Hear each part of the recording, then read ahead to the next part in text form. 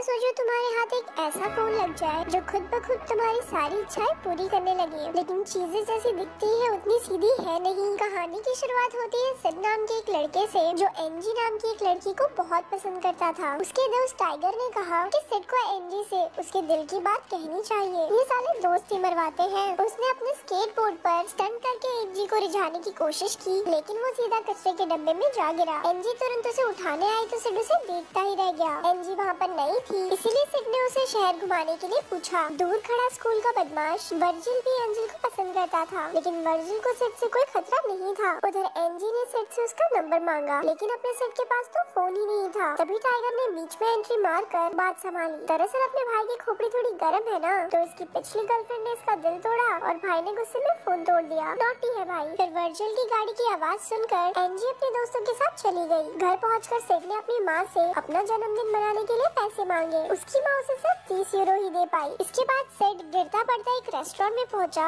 जहां उसे काम के लिए देरी हो रही थी। उसके बॉस फ्रिट्ज ने उसे गुस्से से कहा, टाइम से आ जाया कर, वरना टांगे निकालकर पिछवाड़े में घुसा दूंगा, परेशानी बहुत होगी। जाते समय जब सिड ने तनख्वाह मांगी तो फ्रिट्ज ने उसे 100 यूरो दे दिए, लेकिन बाद में पता चला कि वो नोट तो नकली था। अब सिड एक दुकान पर फोन खरीदने पहुंचा। उसके पास बस 30 यूरो ही थे, इसीलिए उस अजीब से दुकानदार ने उसे बहुत पुराने से फोन दिखाए, लेकिन उसे उनमें से कोई भी पसंद नहीं आया। आखिरकार वो दुकानदार अंदर से एक रहस्यमयी डिब्बा लाया जिसमें से धुआं निकल रहा था। उसमें एक चमकता लाल फोन था जिसके 2 सिम थे। सिड ने तुरंत पैसे दे दिए, लेकिन पता चला कि फोन तो चलता ही नहीं। नोट ले लिया वो नकली, फोन चलता ही नहीं। क्या आदमी है ये। सिड ने अपने पैसे वापस मांगे, लेकिन अचानक से फोन चल पड़ा और उसकी तस्वीर खींच ली। ये देखकर वापस से दुकानदार ने फोन छीनने की कोशिश की, लेकिन सिड भाग गया। उधर स्कूल में क्लेमेंस नाम की लड़की को बालों के ऐड के लिए चुन लिया गया था। तभी सिड ने एनजी को अपना नया फोन दिखाया, लेकिन क्लेमेंस उसका मजाक उड़ाने लगी। फोन ने तुरंत अपने आप उसकी तस्वीर ले ली। सिड ने एनजी को अपना नंबर देकर तुरंत कॉल करने को कहा। फिर केमिस्ट्री क्लास में फ्रैंकलिन और डेविड टाइगर का मजाक उड़ाने लगे, क्योंकि उसकी माँ एक जमाने में अडल्ट मॉडल हुआ करती थी। इस पर सिड की उन सबसे लड़ाई हो और टीचर ने उन सभी को सजा दे दी। बाद में पढ़ते हुए सिड के फोन ने खुद ही मार्गॉट को फोन कर दिया। कॉल सुनते ही मार्गॉट ने क्लेमेंस के बालों में आग लगा दी। क्लेमेंस को कुछ पता ही नहीं चला और वो कहने लगी गर्मी क्यों बढ़ रही है लैब में। आखिरकार किसी ने उस पर काला कपड़ा डालकर आग बुझाई। फिर प्रिंसिपल के ऑफिस में मार्गॉट ने बताया कि उसे कॉल आया, जिसके बाद क्या हुआ उसे कुछ याद नहीं। प्रिंसिपल डैमलेट ने भी उस पर कोई ध्यान नहीं दिया और अपनी मछलियों से बातें करता रहा। सही है, एक से बढ़कर एक नमूने हैं इस फिल्म में। घर पर सिड एनजी से अपने दिल की बात कहने की प्रैक्टिस कर रहा था और उसे पता ही नहीं चला कि फोन ने एनजी को कॉल कर दिया है। जब फोन पर एनजी ने हेलो कहा तो सिड ने घबराकर झूठ कह दिया, मैं तो किसी नाटक की तैयारी कर रहा था। ऐसे ही इतने जल्दी प्यार व्यार थोड़ी हो जाता है। फिर उसने देखा कि कॉल हिस्ट्री में तो मार्गॉट का भी नंबर था। अगले दिन सिड ने टाइगर को बताया कि उसके फोन ने खुद ब खुद ही एनजी और मार्गॉट को कॉल किया था, लेकिन टाइगर कहने लगा छोटी बच्ची हो क्या, समझ नहीं आता,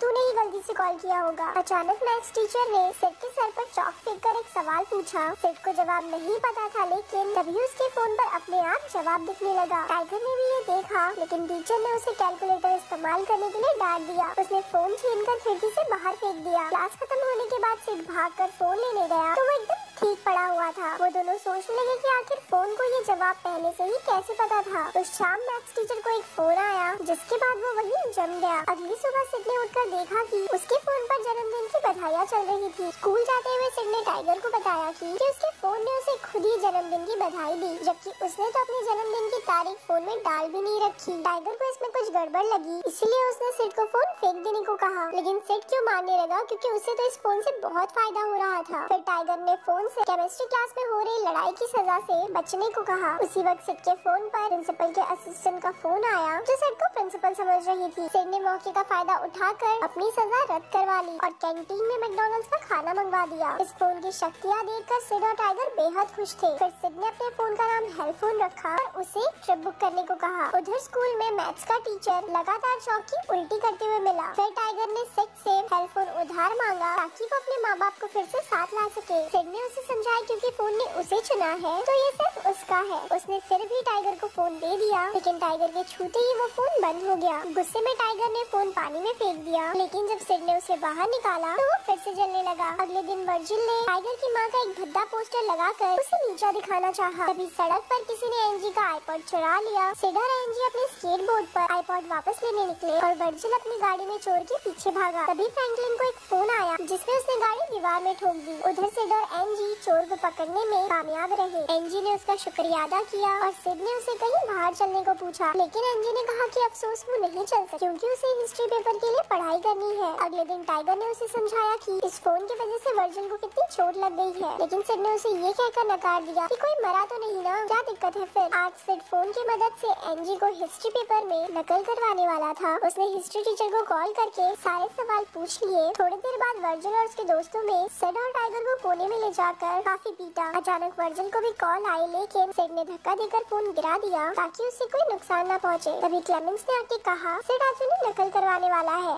ये सुनकर वर्जिल ने उसे छोड़ दिया। जैसा उन्होंने सोचा था वैसा ही हुआ और बाद में उन सब ने खा पी कर मस्ती की। जब एंजी ने खुश होकर सिड को अपने साथ बैठने को कहा तो वर्जिल गुस्से में लाल हो गया। वो कहने लगा कि सिड के पिता ने तो उसकी माँ को किसी और औरत के लिए छोड़ दिया। गुस्से में सिड उठकर वहाँ से चला गया और हेल्प फोन को वर्जिल को कॉल करने को कहा। कॉल उठाने के बाद वर्जिल ने पागलों की तरह टेबल पर नाचना शुरू कर दिया। इसके बाद उसने सारे कपड़े उतार कर खुद को शर्मिंदा किया। उसके दोस्त उसे रोकते रहे, लेकिन उसने जाकर अपने दोस्त फ्रैंकलिन को ही चूम लिया। ये देखकर एंजी बाहर चली गई और सिड भी उसके पीछे गया। उसने देखा कि एंजी ने अपनी विग उतारी जो उसने क्लेमेंस की खातिर पहनी थी। उसने एंजी को सहारा देकर बाहर चलने को पूछा। एंजी भी खुशी खुशी मान गई। एक दिन सिड की माँ को एक खत मिला जिसमें लिखा था कि उन्हें क्यूबा की एक ट्रिप जीती है, लेकिन असल में ये ट्रिप सिड ने ही बुक की थी। जब वो एंजी से मिलने जा रहा था तो उसे अपने बॉस पर गुस्सा आ गया। तभी फ्रिट्ज को एक कॉल आई। उसे सुनते ही वो गर्म तेल से नहाकर डिस्को करने लगा। उधर सिड एंजी के आलीशान बंगले पर पहुंचा। इसके बाद वो एंजी को एक बड़ी गाड़ी में बैठाकर घुमाने ले गया। उधर वर्जिल और उसके चेलों ने हिसाब लगाया कि कोई तो फोन करके सबसे अजीबोगरीब हरकतें करवा रहा है। तभी सिड और एंजी वहाँ से निकले तो वर्जिल ने देखा कि ये तो उसके बाप की गाड़ी है। फिर थिएटर में सिड ने एंजी को हेल्प फोन की सच्चाई बताने की कोशिश की, लेकिन वो तो फोन गाड़ी में ही छोड़ आया था। बाहर जाते ही वर्जिल और उसके साथियों ने उसे घेर लिया और पीटने लगे। उसे पीटने के बाद वो गाड़ी लेकर चले गए। जब सिड लौटा तो एंजी ने उसके चोट पर मरहम लगाई। सिड ने बिल्कुल सच बता दिया कि उसने वर्जिल के बाप की गाड़ी उधार ली थी क्योंकि वो खुद अमीर नहीं है, लेकिन एंजी को इस बात से कोई फर्क नहीं पड़ता था। उधर वर्जिल और उसके दोस्त गाड़ी में ही थे जब सिड का फोन बजने लगा। फ्रैंकलिन ने फोन उठाया और वो उसी वक्त चलते गाड़ी से कूद गया। वो बच तो गया, लेकिन तभी उसके ऊपर से एक ट्रक निकला। फिल्म खत्म होते ही सिड और एंजी को पुलिस पकड़ कर ले गई। वर्जिल ने उस पर अपने फोन से लोगों को सम्मोहित करने का इल्जाम लगाया था। ऑफिसर ने जब हेल्पफोन दिखाकर सवाल पूछे तो हेल्पफोन ने ऑफिसर को ही फोन कर दिया। जैसे ही ऑफिसर ने फोन उठाया वो मुस्कुराया और सिड का फोन लौटाकर उन्हें रिहा कर दिया। सिड ने फ्रिड का सर तलने की खबर भी सुनी। उसे एहसास हुआ कि हेल्पफोन सच में बहुत खतरनाक है। उसने फोन से पूछा कि वो ऐसा क्यों कर रहा है तो फोन ने जवाब दिया कि वो सिड से प्यार करता है। अब वो सीधा टाइगर के घर पहुंचा, लेकिन वहाँ तो उसकी माँ ने उसे रुझाना शुरू कर दिया। अभी टाइगर ने उन्हें देख लिया और सिड को मारने दौड़ा। जैसे तैसे सिड अपनी जान बचाकर भाग निकला। अब सिड ने खुद हेल्पफोन को तोड़ने की कोशिश की, लेकिन कुछ नहीं हुआ। आखिरकार उसने फोन को एक गड्ढे में फेंक दिया। अगले दिन मार्गॉट, क्लेमेंट, वर्जिल और डेविड एंजी के घर पहुँचे। सबने कहा कि सिड के फोन की वजह से खतरनाक चीजें हो रही हैं, लेकिन एंजी ने कहा कि उसने खुद हेल्पफोन को अपने आप लोगों को फोन करते हुए देखा है। उधर सिड को कुछ लोगों ने